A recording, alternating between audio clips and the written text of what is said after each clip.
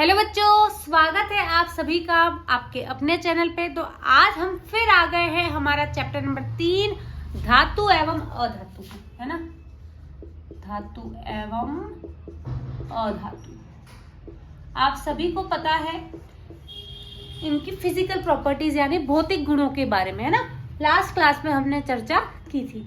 अब आज हम बात करने वाले हैं रासायनिक प्रॉपर्टीज की, ठीक है, यानी केमिकल प्रॉपर्टीज की, रासायनिक गुणों की। चलिए, लास्ट क्लास में मैंने आपको बताया था कि धातु जो होते हैं वो धनायन बनाने की प्रवृत्ति रखते हैं।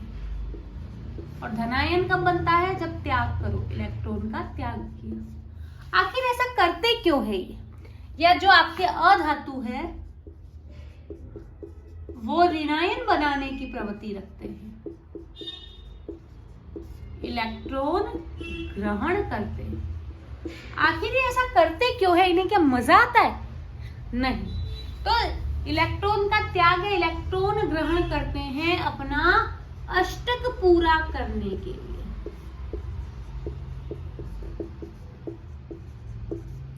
अष्टक पूरा करने का मतलब क्या है? अष्टक पूरा करने का मतलब है चाहे धातु हो चाहे अधातु हो, वो ट्राई करता है कि उसके बाह्यतम कोश में 8 इलेक्ट्रॉन हो। ऐसा क्यों? ताकि उसे स्टेबिलिटी, स्थायित्व मिल सके। ये बात आपको ध्यान रखनी है। और इसीलिए ये आपस में रिएक्ट भी करते हैं अष्टक पूरा करने के लिए। अब आज हम बात करेंगे रासायनिक गुणों की, ठीक है। तो सबसे पहले तो हम देखते हैं कि धातु जब, है ना, reaction of metal with oxygen, है ना, reaction of metal with oxygen, reaction of metal with oxygen, oxygen से धातुओं की अभिक्रिया देखते हैं, है ना। या इसको ये भी बोल सकते हैं कि जब हम धातुओं को आग में जलाते हैं तो क्या होता है। तो आप सभी को पता है कि मेटल जब ऑक्सीजन के साथ रिएक्ट करता है तो क्या बनाता है? Metal oxide. जैसे सोडियम ने रिएक्ट किया ऑक्सीजन से, है ना, तो बनाया सोडियम ऑक्साइड। क्या बनाया? सोडियम ऑक्साइड, ठीक है। सिमिलरली कॉपर जब ऑक्सीजन से रिएक्ट करता है तो कॉपर ऑक्साइड बनाता है, ठीक है। ये क्या है? धातु का ऑक्साइड है। कोई मुझे बता सकता है धातु के ऑक्साइड की प्रवृत्ति कैसी होती है? किसी ने पढ़ा हो, किसी को याद हो? तो मैंने बोला था कि भाई धातु के ऑक्साइड की प्रकृति क्षारीय होती है, लेकिन जनरली हमारे केमिस्ट्री में कोई भी चीज क्या है, 100% नहीं होती, कहीं ना कहीं एक्सेप्शन आ ही जाता है। अब मैंने कहा कि भाई धातु का ऑक्साइड क्षारीय होता है, लेकिन हम बात करें जैसे एल्यूमिनियम की। एल्यूमिनियम जब ऑक्सीजन से रिएक्ट करता है तो एल्यूमिनियम ऑक्साइड बनाता है ना,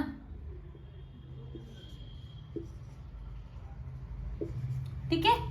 जिंक जब ऑक्सीजन से रिएक्ट करता है तो जिंक ऑक्साइड बनाता है।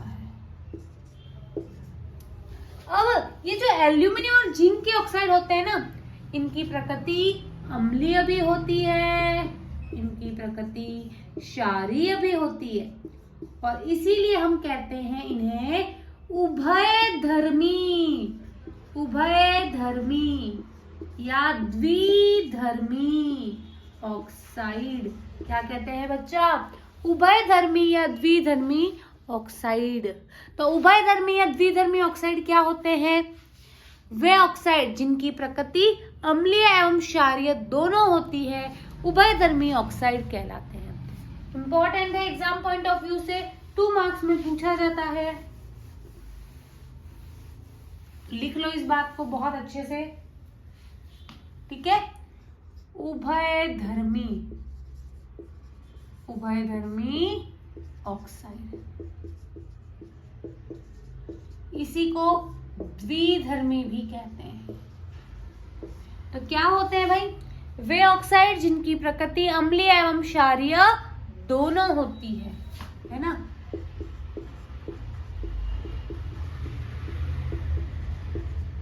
वे ऑक्साइड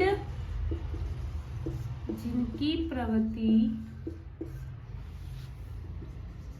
अम्लीय एवं क्षारीय दोनों होती है, क्षारीय दोनों। अब पता कैसे चला कि इनकी प्रवृत्ति अम्लीय भी है और क्षारीय भी है, कोई बता सकता है? चलिए, जैसे हम एग्जांपल देखते हैं जिंक ऑक्साइड। जिंक ऑक्साइड को जब बेटा हम HCl से रिएक्ट करवाते हैं ना, तो ये बनाता है ZnCl2 प्लस H2, ठीक है। सिमिलरली इसी ZnO की रिएक्शन जब हम करवाते हैं NaOH से, तब ये बनाता है सोडियम जिंकेट और वाटर।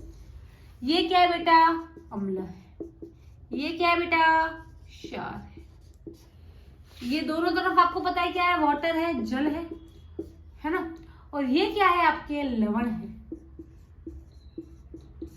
तो भाई जिंक ऑक्साइड ने जब अम्ल के साथ रिएक्ट की तब भी लवण और जल बनाया, क्षार के साथ रिएक्शन किया तब भी लवण और जल बनाया। इसको लिखना सोडियम जिंकेट, एग्जाम में पूछा गया है बेटा।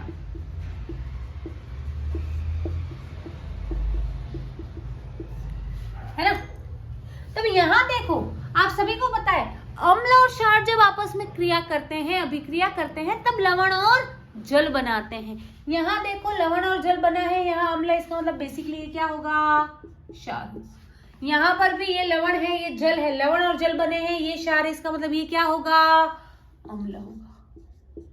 तो ऊपर वाली रिएक्शन में जिंक ऑक्साइड क्षार की तरह व्यवहार कर रहा है, लेकिन नीचे वाली रिएक्शन में जिंक ऑक्साइड अम्ल की तरह व्यवहार कर रहा है। इसीलिए हमने कहा कि यह उभयधर्मी या द्विधर्मी ऑक्साइड है।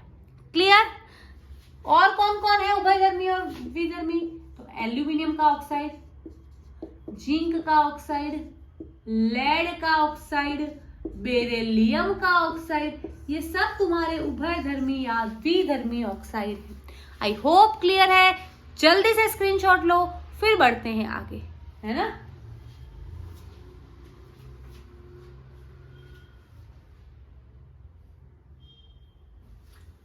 चलिए बढ़ते हैं।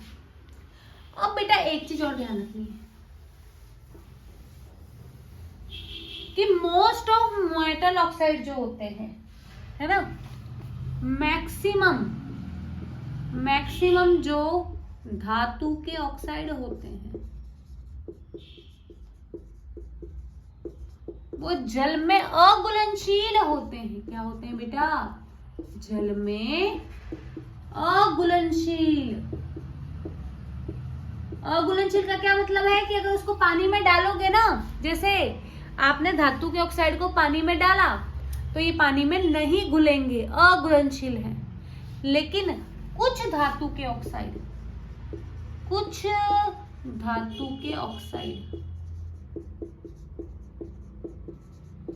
इनको जब जल में डालते हैं तो ये घुल जाते हैं और हाइड्रोक्साइड देते हैं, जैसे सोडियम का ऑक्साइड। कोई बता सकता है क्या रिएक्शन होगी इसकी? अभी मैंने ऊपर लिखा है, जल्दी से बताओ क्या रिएक्शन होगी इसकी। फटाफट मुझे कमेंट बॉक्स में जवाब दो, क्या रिएक्शन होगी इसकी। बहुत बढ़िया, बहुत बढ़िया, बहुत बढ़िया। मैंने क्या बोला? हाइड्रोक्साइड बनाते हैं तो NaOH, ठीक है।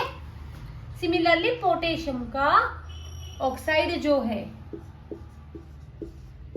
ये भी वाटर से रिएक्ट करेगा। तो चलो अब अगली बात, भाई मैंने कहा कि धातु जो है वो ऑक्सीजन से रिएक्ट करके ऑक्साइड बनाती है। कुछ ऑक्साइड जल में घुलनशील होते हैं, कुछ अघुलनशील होते हैं। मैक्सिमम जो होते हैं वो अघुलनशील होते हैं। अब इंपॉर्टेंट बात ये आती है कि क्या सभी मेटल ऑक्सीजन से समान स्पीड से रिएक्ट करते हैं या इनकी स्पीड अलग अलग होती है? तो भाई हर मेटल ऑक्सीजन से समान स्पीड से रिएक्ट नहीं करेगा, हर मेटल की स्पीड अलग अलग होगी, है ना। जैसे मैं बात करूं सोडियम और पोटेशियम की, आपको मैंने बताया है कि जो सोडियम और पोटेशियम है वो आपकी धातु परिवार की सबसे झगड़ालू बहुएं हैं। धातु परिवार की सबसे झगड़ालू बहु, किसी को भी देखते ही खाने आती हैं, है ना। किसी को भी देखा नहीं कि खाने आएंगी कि साला ये तो क्या है, कैसा है, आओ इससे झगड़ा करें। तो भाई सबसे झगड़ालू बहु का मतलब है कि सोडियम और पोटेशियम बहुत फास्ट, वेरी फास्ट रिएक्ट करती है। और इसीलिए सोडियम को जब हम खुला रखते हैं ना, वायु में खुला रखते हैं, वायु में ऑक्सीजन है, उसे रिएक्ट करके वो जल उठता है। क्या होता है? जल उठता है, आग पकड़ लेता है। इसीलिए सोडियम धातु को, पोटेशियम धातु को, लिथियम धातु को केरोसिन में डुबो के रखा जाता है। क्यों? क्योंकि very fast reaction with oxygen, oxygen के साथ बहुत ही तीव्रता से अभिक्रिया करती है। और इसीलिए इन्हें किसमें? केरोसिन में डुबोकर, केरोसिन में डुबाकर,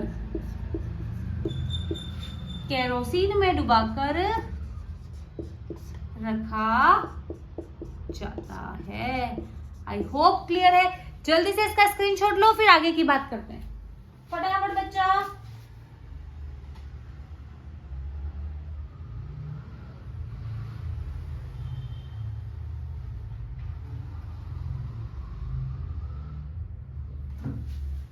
चलिए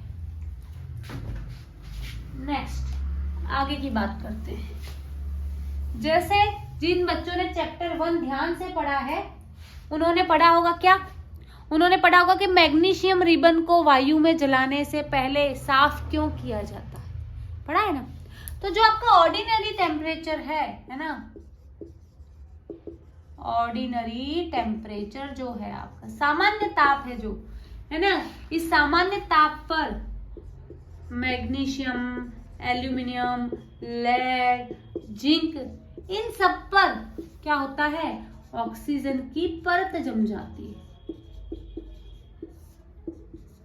ऑक्सीजन की परत जम जाती है। सामान्य ताप पर मैग्नीशियम, एल्यूमिनियम, लेड, जिंक, इन सबको मुझे जलाने की जरूरत नहीं है, है ना। ये पड़े पड़े, जैसे मान लो तुम्हारे मैग्नीशियम की रिबन पड़ी हुई है, पड़े पड़े उस पे ऑक्सीजन की लेयर जम जाती है। इसीलिए मैग्नीशियम रिबन को वायु में जलाने से पहले साफ करते हैं। क्यों? रोज नहाते हो ना, क्यों नहाते हो? ताकि जो भी आसपास का धूल मिट्टी आपके हाथ पैरों पे लगी है वो हट जाए। तो इसीलिए मैग्नीशियम को वायु में जलाने से पहले साफ करते हैं, ताकि इस पे जो ऑक्सीजन की परत जमी है वो क्या हो जाए? हट जाए। क्लियर है? तो सबकी रिएक्टिविटी अलग अलग होती है ऑक्सीजन के साथ।